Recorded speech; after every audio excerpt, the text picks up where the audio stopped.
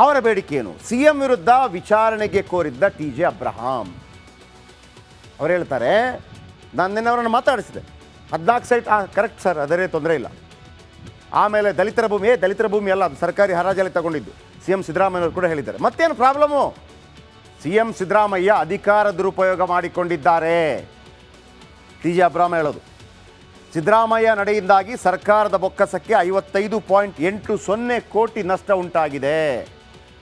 ಸಿದ್ದರಾಮಯ್ಯ ತಪ್ಪು ಮಾಡಿದ್ದಾರೆ, ಹಾಗಾಗಿ ಆ ಕುರಿತಾಗಿ ತನಿಖೆ ನಡೆಸಬೇಕು. ಭ್ರಷ್ಟಾಚಾರ ತಡೆ ಕಾಯ್ದೆಯ 7, 9, 11, 12, 13ನೇ ಸೆಕ್ಷನ್ ಅಡಿಯಲ್ಲಿ ಕೇಸು ದಾಖಲಿಸಬೇಕು. ಆ ಸೆಕ್ಷನ್ ಬಗ್ಗೆ ನೀವು ತಲೆ ಕೆಡಿಸ್ಕೋಬೇಡಿ. ಓಕೆ, ಸಿದ್ದರಾಮಯ್ಯ ಒಂದು ರೀತಿಯಲ್ಲಿ ಇದನ್ನು ಇಷ್ಟೊಂದು ಸೀರಿಯಸ್ ಆಗಿ ಯಾಕೆ ತಗೊಂಡಿದ್ದಾರೆ ಅಂತಂದರೆ, ತಮ್ಮ 45 ವರ್ಷಗಳ ರಾಜಕೀಯ ಜೀವನದಲ್ಲಿ ಎಂದಿಗೂ ಅವರಿಗೆ ಇಂಥ ಪ್ರಾಬ್ಲಮ್ ಉಂಟಾಗಿದ್ದದ್ದಿಲ್ಲ, ಯಾವತ್ತೂ ಕೂಡ ಈ ರೀತಿ ಆದದ್ದಿಲ್ಲ. ನಾಳೆ ಈಗ ಯಡಿಯೂರಪ್ಪನವ್ರದ್ದು ಏನಾಯಿತು, ಕೊನೆಗೆ ಕ್ಲೀನ್ ಚಿಟ್ ಸಿಕ್ತು, ಸ್ಕ್ವ್ಯಾಶ್ ಆಯಿತು, ಮತ್ತೆ ಅವರು ಮುಖ್ಯಮಂತ್ರಿ ಆದರು. ನಾಳೆ ಒಂದು ವೇಳೆ ಕ್ಲೀನ್ ಚಿಟ್ ಎಲ್ಲ ಆದಂತ ಸಿಕ್ಕಿದ್ರು ಕೂಡ ಜನ ನೆನಪಿಸ್ಕೊಳ್ಳೋದು ಯಾವುದು? ನೀವು ಅರೆಸ್ಟ್ ಆಗಿದ್ರಿ, ನೀವು ಮುಖ್ಯಮಂತ್ರಿ ಪಟ್ಟದಿಂದ ಕೆಳಗಿಳಿದದ್ದು ಯಾಕೆ, ನಿಮ್ಮ ಮೇಲೆ ಆರೋಪ ಬಂದಿತ್ತು, ನೀವು ಕೋರ್ಟ್ಗೆ ಹೋಗಿದ್ರಿ, ಇದು ಯಾಕಪ್ಪ ನನಗೆ ಬೇಕು ಅನ್ನೋದು ಸಿದ್ದರಾಮಯ್ಯನವರ ತಲೆನೋವು. ಸಿದ್ದುಗೆ ಏನು ಸಮಸ್ಯೆ ಬನ್ನಿ ಹೇಳ್ತಾ ಹೋಗ್ತೀವಿ. ಯಾವ ಕಾರಣಕ್ಕಾಗಿ ಈಗ ಅವರು ಒಂದು ವೇಳೆ ಪ್ರಾಸಿಕ್ಯೂಷನ್ಗೆ ಅನುಮತಿ ಸಿಕ್ಕರೆ ಒಂದು ವೇಳೆ ತನಿಖೆ ಎದುರಿಸಬೇಕಾಗತ್ತೆ, ಅಥವಾ ರಾಜೀನಾಮೆ ಕೊಡಬೇಕಾಗತ್ತೆ, ಅಥವಾ ಅರೆಸ್ಟ್ ಆಗಬೇಕಾಗತ್ತೆ. 14 ಸೈಟ್ ಪಡೆದುಕೊಂಡಿದ್ದಕ್ಕ ಅಲ್ಲ, 14 ಸೈಟ್ ತಗೊಂಡ್ರು, ಅವರ ಹೆಂಡತಿ ಪಡ್ಕೊಂಡ್ರು ಅಲ್ಲವೇ ಅಲ್ಲ. ಈಗ ಟಿ.ಜೆ. Abraham ಹಾಕಿರುವಂಥ demand. ಇನ್ನೊಂದು ಮಾತು ಬಂತು ನೋಡಿ, ಅದರ ಮೂಲ ನಿಂಗ ಜವರ ಅದು ದಲಿತರ ಭೂಮಿ ಯಾರು ಖರೀದಿ ಮಾಡೋಂಗಿಲ್ಲ, ಇವರು ಖರೀದಿ ಮಾಡಿದ್ದಾರೆ. ದಲಿತರಿಂದ ಭೂಮಿ ಪಡೆದಿದ್ದಕ್ಕ? ಅದಕ್ಕೂ ಅಲ್ಲ. ಸರಿ, ಹಾಗಿದ್ರೆ ಇನ್ಯಾವುದು? ವಾಲ್ಮೀಕಿ ನಿಗಮದ 89 ಕೋಟಿ ಹಗರಣ ಆಯ್ತಲ್ಲ? ಹೌದು, ಹಗರಣ ಆಗಿದೆ, ಯಾರನ್ನು ಕೂಡ ಬಚಾವ್ ಮಾಡುವ ಪ್ರಶ್ನೆನೇ ಇಲ್ಲ ಅಂತ ಸಿದ್ದರಾಮಯ್ಯ ಸದನದಲ್ಲಿ ಹೇಳಿದ್ರಲ್ಲ, ಅದಕ್ಕೂ ಅಲ್ಲ. ಹಾಗಿದ್ರೆ 14 ಸೈಟ್ ಅಲ್ಲ, ದಲಿತರಿಂದ ಭೂಮಿ ಪಡೆದದ್ದಕ್ಕಲ್ಲ, ವಾಲ್ಮೀಕಿ ನಿಗಮದ ಕಾರಣಕ್ಕಲ್ಲ, ಇನ್ಯಾಕೆ? ಈಗ ಹೇಳ್ತೀನಿ. ಆ 14 ಸೈಟು ಪಡೆದುಕೊಂಡ ರೀತಿಗೆ, ಹೌದಾ? ಹೆಂಗೆ ಪಡ್ಕೊಂಡ್ರಿ ನೀವು? ಪಡ್ಕೊಂಡಿದ್ದು ಕರೆಕ್ಟ್ ಇದೆ, ಪಡ್ಕೊಂಡದ್ದು ಹೇಗೆ? ಎಸ್, ಭೂಮಿ ಪಡೆದುಕೊಂಡ ರೀತಿ, ಅಲ್ಲಿ ಅವ್ಯವಹಾರ ಆಗಿದೆ, ಅಲ್ಲಿ ಅಧಿಕಾರ ದುರುಪಯೋಗ ಆಗಿದೆ, ಅಲ್ಲಿ ನಿಮ್ಮ ಒತ್ತಡ ನಡೆದಿದೆ, ಅಲ್ಲಿ ಕೆಲವು ತಪ್ಪು ಸಹಿಗಳಾಗಿದೆ. ಅರ್ಥ ಆಯ್ತಲ್ಲ? ಓಕೆ, ಈಗ ಟಿ.ಜೆ. ಅಬ್ರಹಾಂ ಅವರ ಬೇಡಿಕೆ ಏನು? ಎಸ್, ರಾಜ್ಯ ಕಾಂಗ್ರೆಸ್ ಸರ್ಕಾರಕ್ಕೆ ಹೊಸ ಸಂಕಷ್ಟ ಶುರುವಾಗಿದೆ. ಯಾವಾಗ ಮುಡಾ ಹಗರಣ, ಏನು ಮುಡಾ ಹಗರಣ? ಅದೇ ಮುಖ್ಯಮಂತ್ರಿಯವರ ಪತ್ನಿ 14 ಸೈಟ್ ಪಡ್ಕೊಂಡಿದ್ದಾರೆ, ಅದು ಕಾನೂನು ಬಾಹಿರ, ವಗೇರೆ ಅಲ್ಲಿ ನಿವೇಶನ ಆಗಿತ್ತು, ಇದೆಲ್ಲ ನೀವು ಕೇಳಿದ್ದೀರಲ್ವಾ? ಇದೆಲ್ಲ ಒಂದು ಕೊನೆಯ ಹಂತಕ್ಕೆ ಬಂದಿದೆ. ಟಿ.ಜೆ. ಅಬ್ರಹಾಂ ಅನ್ನೋರು ಒಂದು ಕಂಪ್ಲೇಂಟನ್ನು ರಾಜ್ಯಪಾಲರಿಗೆ ಕೊಟ್ಟಿದ್ದಾರೆ. ಏನು ಕಂಪ್ಲೇಂಟ್ ನೋಡಿ, ಆ 14 ಸೈಟ್ ಪಡ್ಕೊಂಡದ್ದು ತಪ್ಪಲ್ಲ, ಅದು ಆರೋಪ ಬರ್ತಾ ಇತ್ತಲ್ಲ ದಲಿತ ಭೂಮಿ, ಅದೂ ಅಲ್ಲ. ಆದರೆ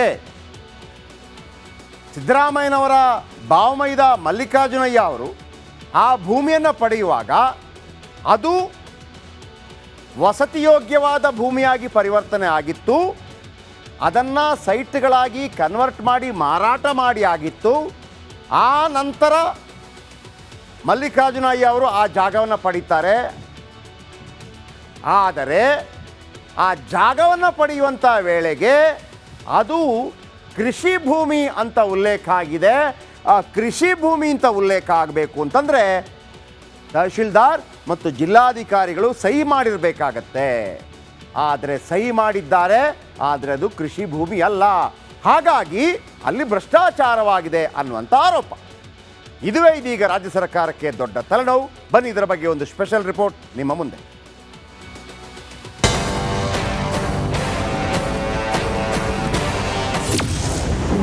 ಸಿಎಂ ಕೊರಳಿಗೆ ಮೂಡ ಹಗರಣದ ಉರುಳು.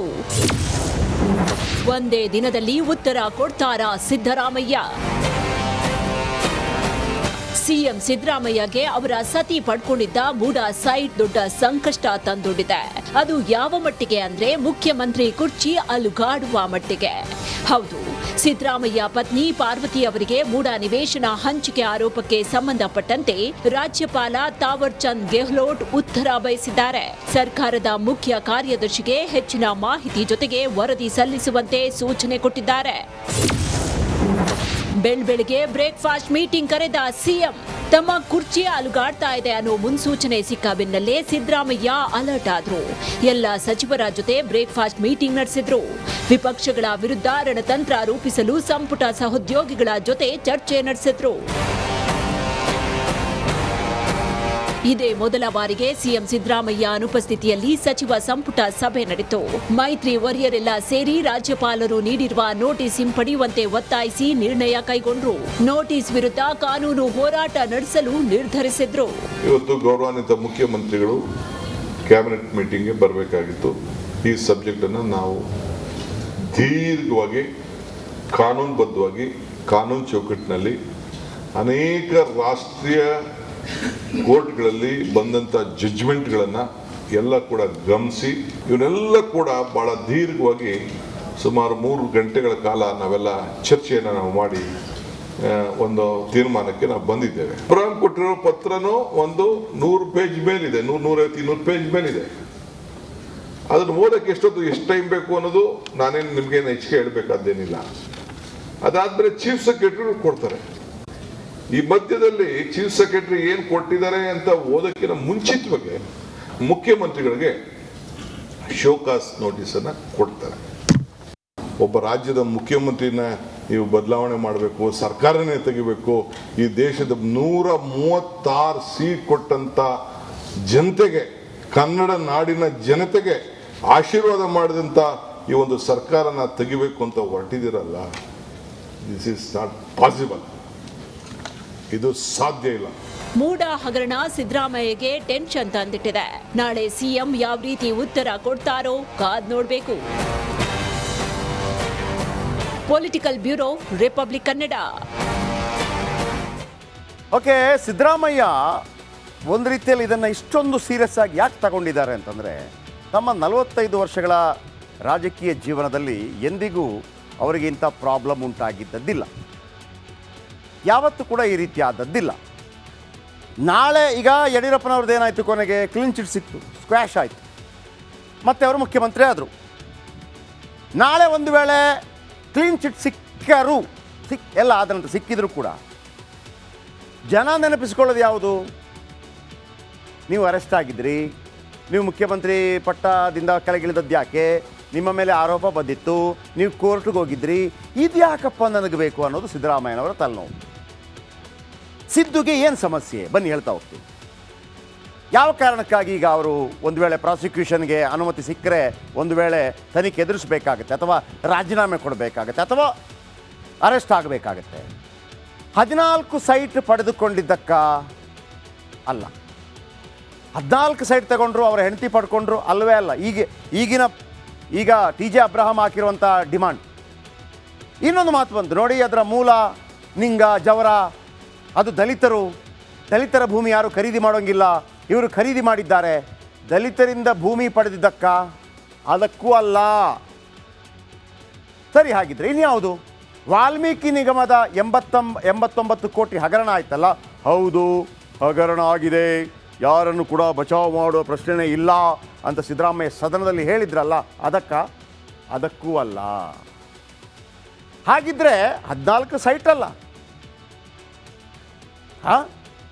ದಲಿತರಿಂದ ಭೂಮಿ ಪಡೆದದ್ದಕ್ಕಲ್ಲ, ವಾಲ್ಮೀಕಿ ನಿಗಮದ ಕಾರಣಕ್ಕಲ್ಲ, ಇನ್ಯಾಕೆ? ಈಗ ಹೇಳ್ತೀನಿ. ಆ 14 ಸೈಟು ಪಡೆದುಕೊಂಡ ರೀತಿಗೆ, ಹೌದಾ? ಹೆಂಗೆ ಪಡ್ಕೊಂಡ್ರಿ ನೀವು? ಪಡ್ಕೊಂಡಿದ್ದು ಕರೆಕ್ಟ್ ಇದೆ, ಪಡ್ಕೊಂಡದ್ದು ಹೇಗೆ?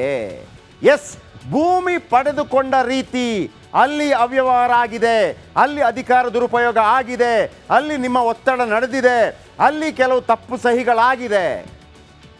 ಅರ್ಥ ಆಯ್ತಲ್ಲ? ಓಕೆ. ಈಗ TJ ಅಬ್ರಹಾಂ ಅವರ ಬೇಡಿಕೆ ಏನು?